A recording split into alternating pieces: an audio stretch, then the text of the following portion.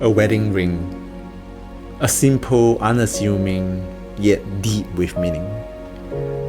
It symbolizes a promise, a bond built on trust, love, and commitment.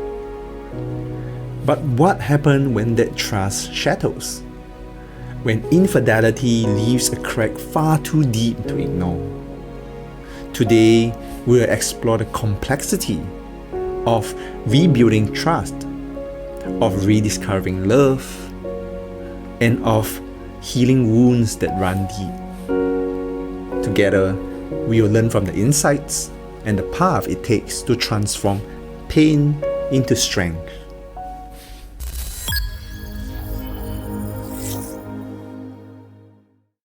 Rebuilding trust after infidelity is no simple task.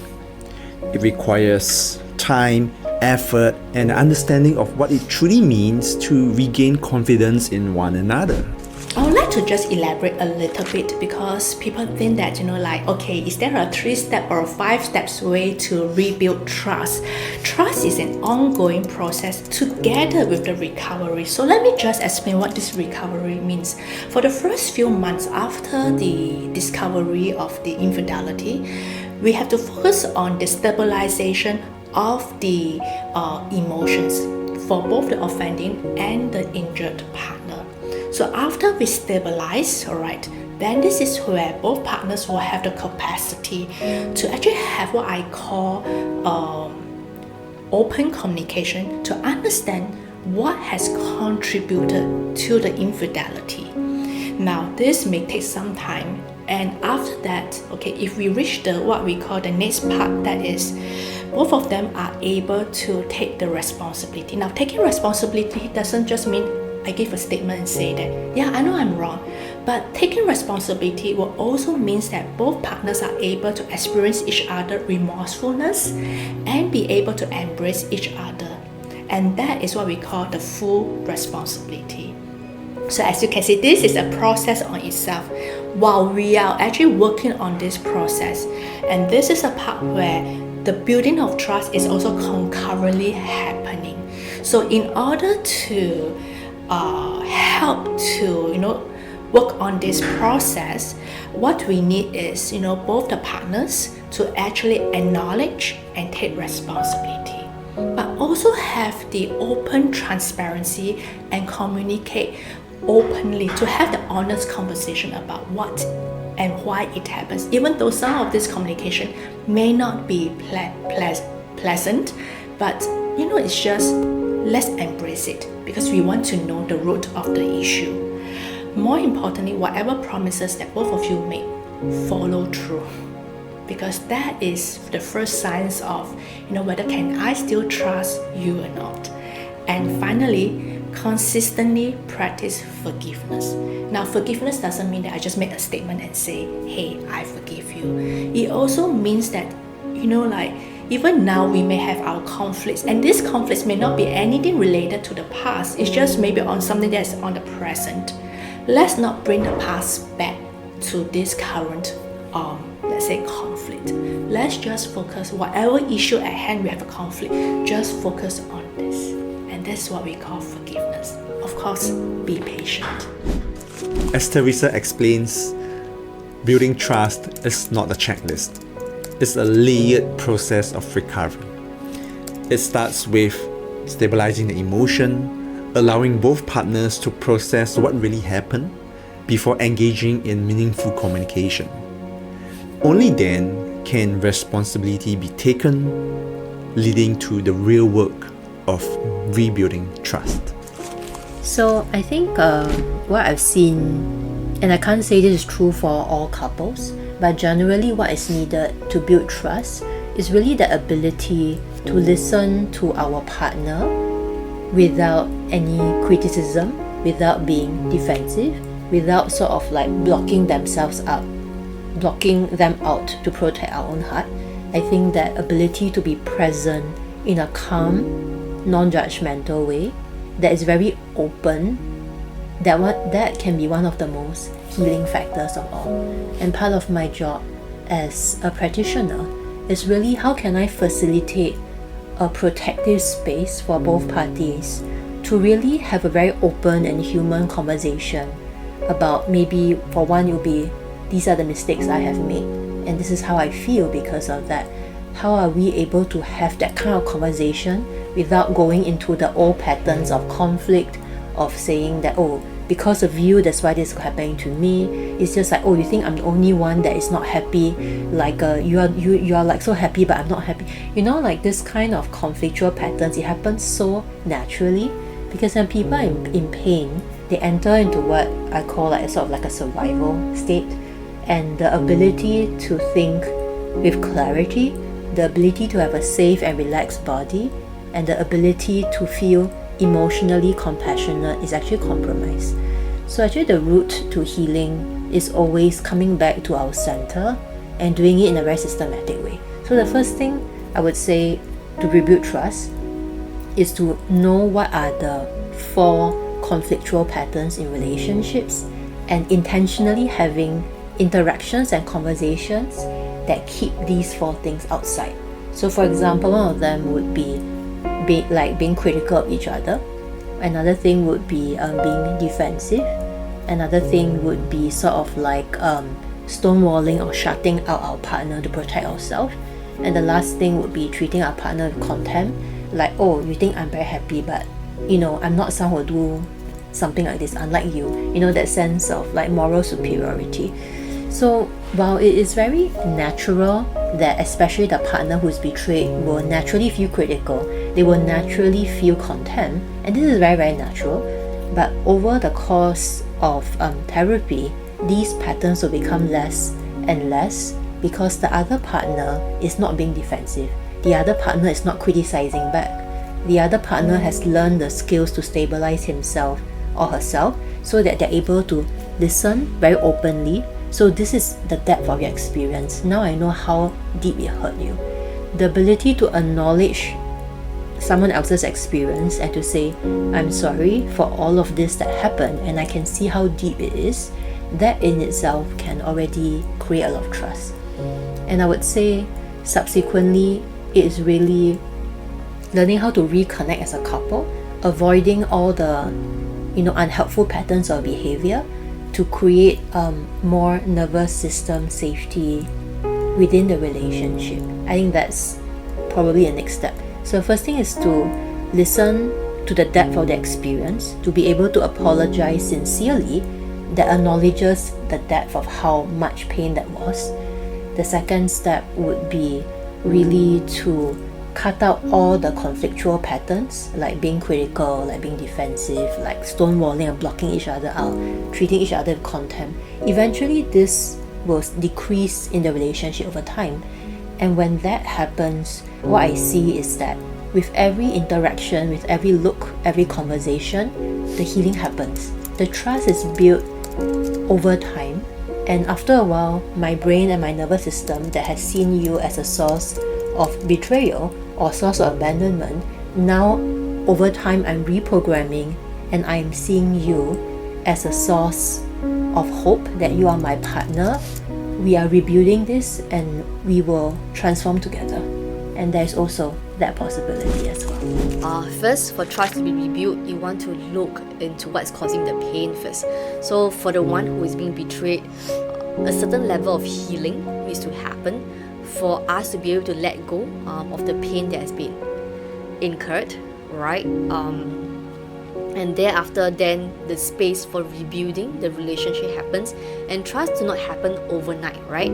So after the pain is handled, is mellowed down, and then there's some space, and this is where we start looking at day-to-day actions and activities that can help to then rebuild trust. Okay, it depends on the couples. There are some couples that have said that agreeing that rebuilding trust equates to, let's share about something that we observe about ourselves today. Something as simple as that, to rebuild that communication, to rebuild that connection, to rebuild that this person actually wants me in their lives, kind of thing, right? Okay, and then for the person who is betrayed, an important aspect is to find out what exactly happened that triggered the infidelity to then take place, which an earlier example that I cited is about this person needing to find his power, his need to prove that he's powerful through the various women that he had met. So different people will have their own reasons of why they committed infidelity. So these reasons need to be uncovered. They need to have a healthier way of manifestation first before the trust process can then happen. Right? So do know that this trust process is going to be a lifelong process.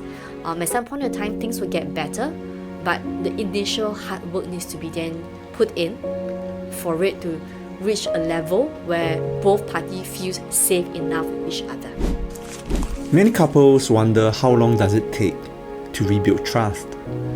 But as we heard, the true answer lies not in time itself, but in the actions taken during the healing process. Of course, time is important. I mean, people will be always wondering, especially someone who has gone through betrayal, will be wondering how long does it take to recover? How long can I get out of this distress? This is where I always suggest to my couples that be realistic. It can take anywhere from 6 months or to even more than 2 years. Now, the factors that will affect this duration, of course, there are many environmental factors, but it also depends on the impact or how deep the hurt is, and that is also related to our personal or even childhood experiences and past dating like experiences, what we have gone through. So I would say that in terms of timeline, it can be anywhere from 6 months to more than 2 years. I think what helps a couple to heal, I mean, if we don't depend on time, chronological time, is firstly the ability to set very clear boundaries moving forward. That, okay, we have not negotiated this for some couples, not all, because some people have negotiated this very clearly and certain lines have been crossed. I'm referring to the couples where, they have stopped sharing their lives with each other. They have stopped establishing what are the ground rules of their relationship. Sometimes what the one partner wants is, I just want you to assure me very concretely what are you going to do, or what are we going to do as a couple to ensure that this pain never happens ever again. I want concrete strategies, concrete ground rules. That's what works for some couples. For some couples, what works is, interestingly, I would say for certain couples, some partners will say that I want to forgive him, but I cannot. Every time I close my eyes, I see, the painful situations are burned into the back of my eyelids. And I want to, but I can't. And that is where trauma release works. And we use the brain science approach. I use multi-channel eye movement integration, and that is very, very effective for PTSD. So I would say within 1 to 2 sessions, many of my clients could release years and years of pain that they have stored in their brain and their body. Remember, the nature of the brain is that I hold on to things that are painful to protect myself from future pain. But it also means that the more painful it is, the more tighter we hold and the deeper the trauma. So that's the irony. Like, I tell myself, emotionally it's like I want to forgive him or her, but mentally there's that sense that the brain is like, the body is, I'm not letting this go. It has the survival value to protect me from future pain. Is too important to release. So getting the brain to soothe and to slowly let things go, that is also the gift of healing work as well. The ability to be, now I can finally let it go, because I'm not letting go of the healthy cautiousness that everyone should have. I'm letting go of my irrational need to control things. That's a very different thing. So I would say for some partners, it has become a form of PTSD, which is a post-traumatic stress disorder. But for some parties, it's like having very clear ground rules, having steps to discuss to know that this will never happen again, having more conversations, that's enough for them. So it really depends. Many wonder how long it takes to heal. but time alone isn't enough. Ishan has made it clear. It's not about the amount of time that has passed. It is about the actions taken during those times. Setting boundaries, having honest conversation, and consistently working together lay the very foundation for trust building. Rebuilding trust can take anything from short months to years and years, right? So the whole point here is not about the length of time, it's what is actually being done constructively to cause the trust to be rebuilt. So earlier we talked about, the one being betrayed requires healing. So the amount of time taken from healing varies, and also, being able to find the right facilitator to pinpoint what are the exact steps that need to happen for the healing to happen in a constructive and progressive manner, because we can cry about the same thing in loops over and over again and we never move out from it. So knowing a facilitator who can actually bring you through the loops and get you progress in that healing process is actually very important, right? On the other aspect, we talk about the one who has committed infidelity. Same thing, the amount of effort and the speed taken to uncover what is the actual driving force behind the infidelity, that's another crucial step. And then when the coming together part, right, how much time it takes for the couple to then re-establish what is the new boundaries, what is the new way of interaction, new way of communication, right? It can happen very fast or it can take a long time depending on each other's insight into what they want, who they are, what are they looking for in the relationship. It also depends on the facilitator's ability to tease all of this out. Communication is often cited as a key to a strong relationship. But after infidelity, it's even more essential. So how does communication rebuild what's being broken? That is a very important topic. Communication is of course very important, but before we talk about communication, I think what actually is important in this case to set an open and safe interaction between the both parties is emotional regulation. So let me just give an example. So if we want to practice transparency, alright, so for example, especially the offending partner may want to practice openness, transparency, and be very honest to tell his or her spouse that maybe this coming Friday I have a networking event to go and I'll be home late.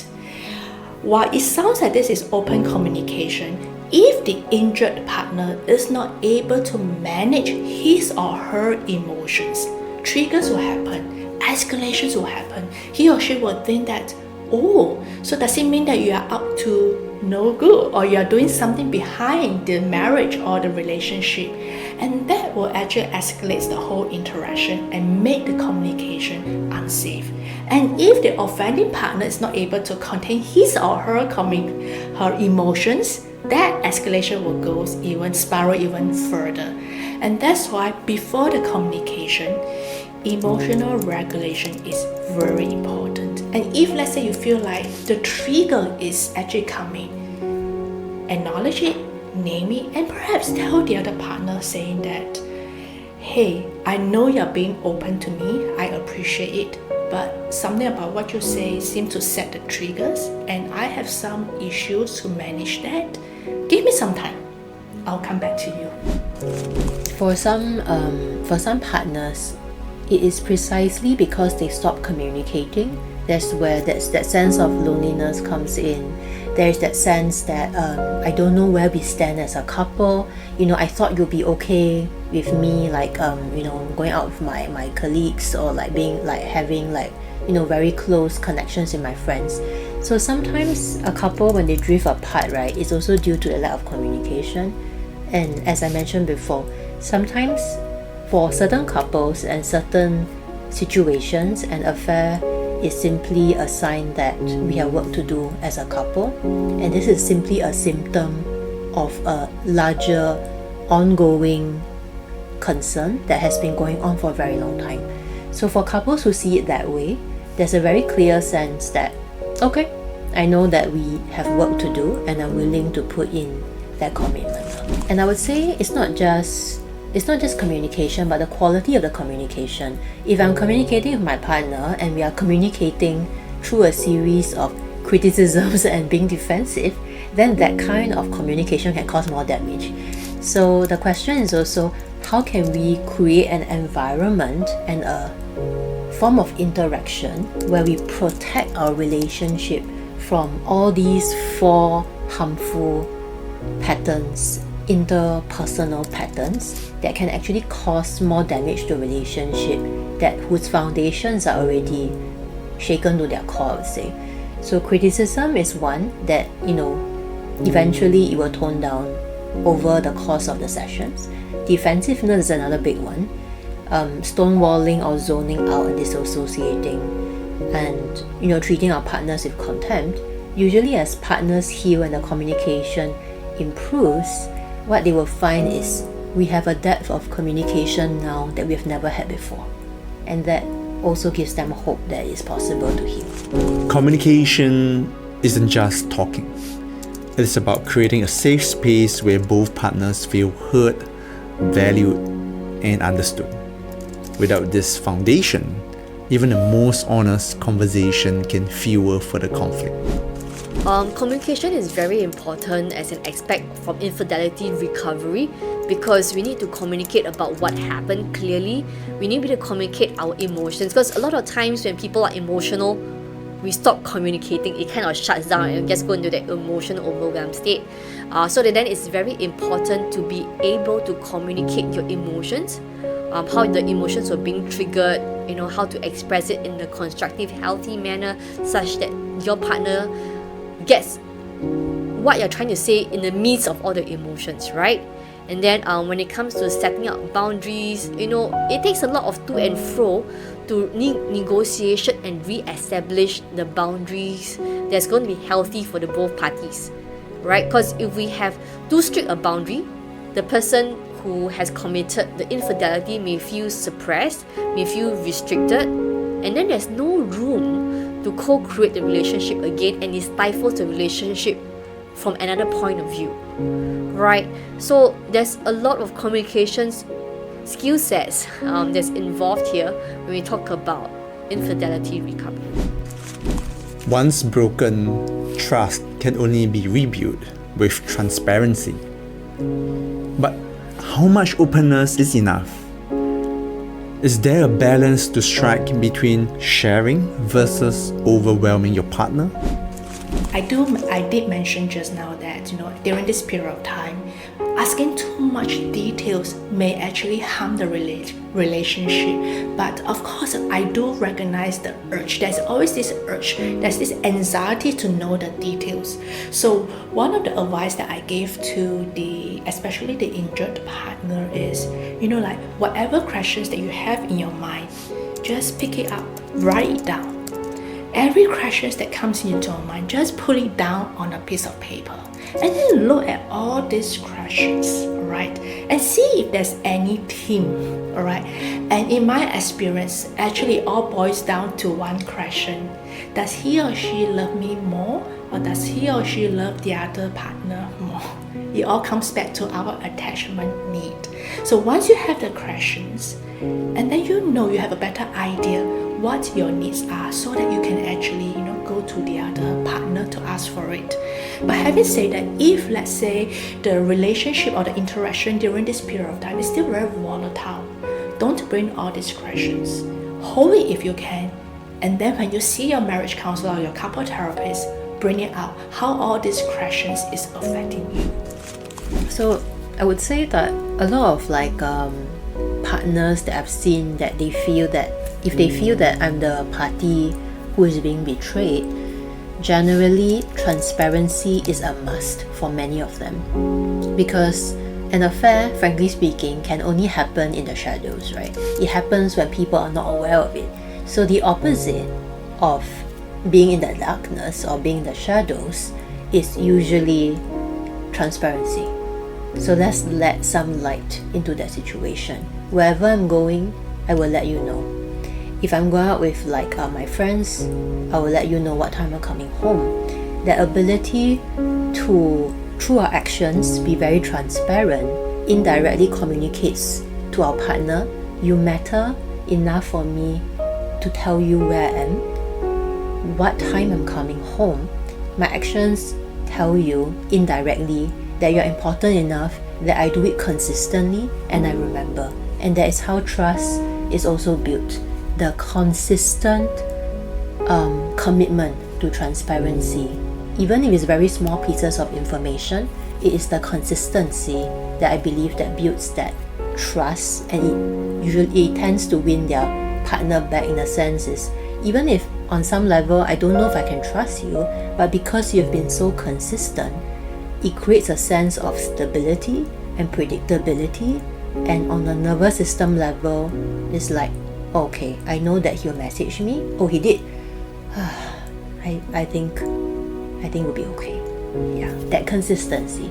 Because I mean, what is an affair if it's not a rupture of someone's predictable life, right? So what I would say the antidote, a big part of it is being transparent. Transparency after infidelity, it's more than just sharing details. It is about consistency. Consistency in your actions, as Ishan pointed out.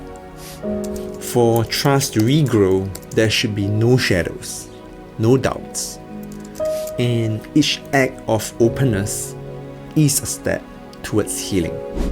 The level of transparency requires to build trust, I would say, close to 100%, right? But of course, it depends on how much the person who is being betrayed can take. Not everyone wants to know everything.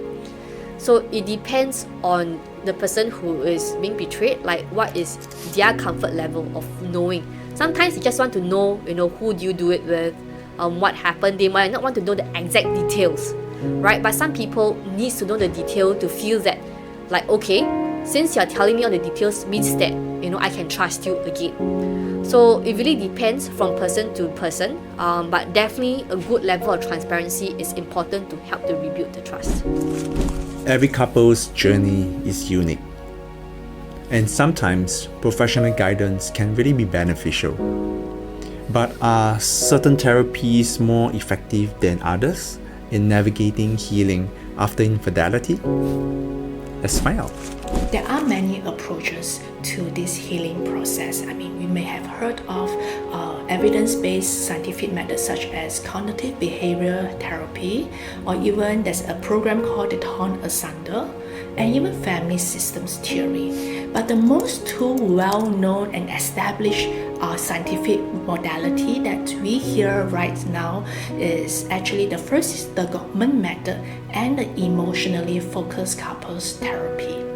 Now, personally, I've been trained in many approaches, including all the approaches that I have mentioned previously. But in the last 3 years of my practice, I focus a lot on using the emotionally focused couples therapy, or EFCT for short. In terms of research, it is found that 70 to 75% of couples who have gone through EFCT have actually moved from distress to recovery. And this number is very important because when we talk about infidelity, we are talking about couples who are often in high distress. And also from my personal experience, I've seen very good results using EFCT to work with couples who are in high conflicts and also who are in highly distress from infidelity. Now in EFCT, may I just focus, alright? We actually look at 3 aspects. The first aspect is what we call the attachment theory. We use the attachment lens to understand the disconnection between the couples. The second is experience. We don't just tell them what has happened. We don't just look at cognitively, factors that contribute to the escalation or to the infidelity, but we also spend time to slow down and allow the couples to experience. It's not about the head knowledge, but we guide and facilitate both of them to feel the pain that they experience from each other. And when they are able to feel the pain, and when they are able to feel the sadness, and this is the start of how we can rebuild or restore the bond between the both of them. And the last aspect of the EFCT is emotions, alright? It is actually our North Star, which helps us to understand their behavior, but deeper it helps us to see how they see themselves and how they can embrace their vulnerable self. I think generally for infidelity, I tend to use Gottman couples method therapy. And as a supplement, I also use trauma release approaches like multi-channel eye movement integration. And this will apply for partners that say, I want to let go, but my mind keeps ruminating. Emotionally, I'm very ready to let go, but my brain and my nervous system won't let me. That is where trauma release work can come in to supplement the Gottman approach. I also use the salutogenic approach, where I introduce like the neuroscience of relationships and what are some of the common patterns that we see in relationships, so that they are able to see their patterns of relating to each other. For example, if one tends to be more critical, another one tends to shut down and withdraw, or one is angry, another one tries to please their partner as a way to soothe them. Being able to look at their relationship from a more meta approach, I would say for many of my couples, they share with me that the sessions tend to be a lot less painful and they tend to be more neutral because we don't go straight into the deep intense pain. They're able to look at it from a big scale and be, oh my god, I can totally see us falling into this pattern. No wonder it's not working. Yeah. So I would say these three: salutogenic, Gottman, and supplemented with multi-channel eye movement integration. There are several therapeutic approaches, but what matters most is finding the one that resonates with both partners. As Ishan and Teresa has shared, whether is it emotionally focused or trauma-focused healing, it is about understanding the couple's unique journey. It is about understanding your unique requirements. At the end of the day, it's about choosing the right guide to navigate the path along with you. I haven't tried all the therapy available in the world, right? So it's not for me to judge whether which one is more effective and which one is not. But as a general rule, I would love for you to be able to speak to any therapist that you want to work with, sound it out, make sure you feel safe with them, make sure the vibe feels good, and they seem somewhat knowledgeable in guiding you through the journey, right? And be open to work with somebody else if your first choice is not working out, right? So do not conclude that just because the first therapy you choose is not working, equates to all therapists or all form of modalities does not work for you in this instance, because it might take a while for you to find the right person to work with. After trust is broken, strengthening the relationship means rebuilding from the ground up. It is not just about overcoming the past, but it's about forging a new future ahead together. Recovery from infidelity is never easy. It is painful and the process can be slow. But during this period of time, continue to show commitment to this healing process. And commitment means that, showing out, be committed for therapy sessions, having honest talks, and setting realistic expectations, right? And just to remember, the relationship has changed and trust is not going to return immediately. Of course, during this period of time, learn to help each other to regulate emotions and create a safe space. One important factor is answer questions truthfully and openly as well. Of course, taking responsibility, especially with the offending partner and also the injured partner, and for both parties to show care and empathy for each other.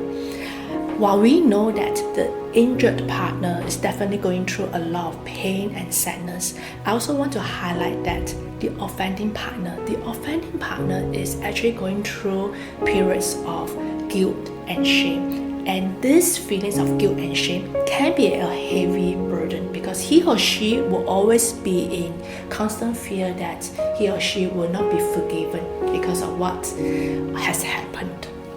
And of course, the final point is, during this period of time, just help each other to grow. Marriage is not just about all the flowers or the rainbows. It is actually helping each other to climb mountains and walk through valleys. And it is during the valleys that we help each other to embrace our vulnerable self and to grow so that we can climb mountains together. So the ability to have communication that is meaningful and protected from unhelpful patterns is a very big one. As you also mentioned, being able to be very transparent in a very consistent and predictable way also shows the other person's nervous system that, oh, my partner can be trusted because very predictable, very stable. That feels good as well. So I would say these are like the main big ones. And I would say once the transparency has been established, once the unhelpful patterns have been sort of fence off the unhelpful patterns from the relationship, generally what I see afterwards is that a couple would start to spend more quality time together. Because initially, if I don't trust you, and frankly speaking, I don't even know whether I like you, like I don't want to go on dates with you yet. I want to make sure I can trust you. I want to trust that you have my best interest at heart. And once that foundation is stable, then they can start to spend more quality time together again. And I think that quality time is really important because it shows that I want to be around you. I know there was a period of time that it appeared as though I would rather spend time with someone else outside of the relationship. But now that we are consistently doing certain things together, once again it reinforces that trust. I choose to be with you, and it's a choice that I choose willingly, that I'm committed to. Strengthening the relationship post-infidelity is about commitment to small daily actions. It is not about the grand gestures. It is not about buying your partner the most expensive gift. It is not about going on a luxurious holiday with your partner. But it is about showing up consistently. And as our speakers have shared, it is about meaningful actions and meaningful time together to rebuild the emotional connection that is damaged. So strengthening of the relationship after infidelity requires a lot of day-to-day little work, right? It's not like grand gestures of getting your partner's gifts, saying that, I'll take care of the whole house, go take a 3 weeks holiday and have fun kind of thing, right? But it's the day-to-day work of us wanting to spend time to know more about the other person, to connect, and to feel like the other person is back in your lives, that you want to make sure the other person feels supported and loved on a regular basis. As couples rebuild and work on a relationship after infidelity, most often wonder, how can I protect this relationship from infidelity in the future? Well, the answer lies not in avoiding the temptation, but to nurture the bond that both of you share at this moment. More importantly, it's for you as an individual to take care of yourself and to know and to understand how you contributed to the infidelity in the first place previously. So with that, let's hear what our speakers have to share. Maybe I just want to rephrase instead of preventing infidelity. Rather, can we see as how can we protect our relationship or marriage, from infidelity? Now, more importantly is when issues happen. It could be a small minor issues, or if you find that how come we are keep quarreling over the same thing, don't sweep under the carpet.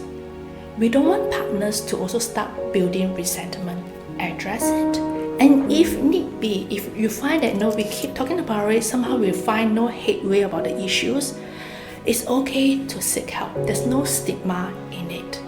Continue to work on the relationship, especially in managing conflicts. Because in managing conflicts, it requires a special set of skills. And sometimes it takes time and it takes special knowledge to know how to navigate these difficult conversations. Always set boundaries, okay? And that means limit close relationships with others or avoid risky situations. Okay, and finally, the last point is keep the relationship dynamic. even if we are busy with parenting or with our career, continue to, just spend some time, maybe like 15 minutes to half an hour each day just to chat on with each other, hear each other out, and perhaps have date nights. Sometimes you might say that, hey, we are so tired, or we have no children to take care, we can't go out at night, or we don't have any parents or childcare. It's okay, it may not be evenings, but maybe in the morning just to have breakfast together, or maybe date each other for lunch during office hours. Just make time for each other. One of the most protective factors to prevent infidelity from happening again is actually ensuring that there is an ongoing sense of connection to our partner. Because generally for most couples, the more connected we are, the more emotionally connected we are to another person, the less likely we are to hurt them. It is easier to hurt someone that we feel very detached from. It is less easy to hurt someone that we feel closely entwined with. And I'm not talking about emotional enmeshment, but really about being close enough that I respect you and I love you as a person, and I never want to see any harm come to you. So one of the most protective factors in preventing infidelity is to really increase the quality of the connection as a couple. So that's the first thing. The second thing is it's quite technical, but it's really making sure that both parties they are very open in their communication as to what constitutes infidelity. For each person might be very different, and the ability to just express it very clearly. This is what I'm okay with, this is what I'm not okay with, and this is what I'm okay with, this is what I'm not okay with, and coming to a very mutual agreement so that there are no misunderstandings. And that, I would say, in a sense, is more technical, but it is actually very sorely needed, especially for couples who have kind of through the too close over time until they lose sight of each other. So that is actually quite critical as well. Preventing infidelity in the future involves continually nurturing the relationship, setting very clear boundaries, and respecting those boundaries are a key step in maintaining trust in the relationship. So the key thing about preventing infidelity from happening again is actually the communication, right? To acknowledge if something has gone off in the relationship, to highlight it earlier, so that we can have rectifying ways to improve the situation versus for it to go down the line again. So the previous part where I talk about rebuilding trust, rebuilding communications, acknowledging mistakes, those are very important foundational skill sets to prepare for this step. Trust, once broken, may seem impossible to repair. But the beauty of love lies in its resilience. It is not about erasing the past, but embracing it, transforming pain into strength, wounds into wisdom, doubt into certainty. Now, the journey of rebuilding is not a quick fix. It is a slow, deliberate process of showing up to one another daily. It is about you believing in the power of a second chance. As we have explored, the road to healing involves patience, vulnerability, and communication. For those who are willing to walk on it together, there lies the potential for a bond that's even deeper, a love fortified by the trials it has endured, stronger because of the cracks it has. Love is not about perfection. It is about persistence. It is about you and your partner choosing every single moment to show up for one another, to trust, to forgive, and to move forward together.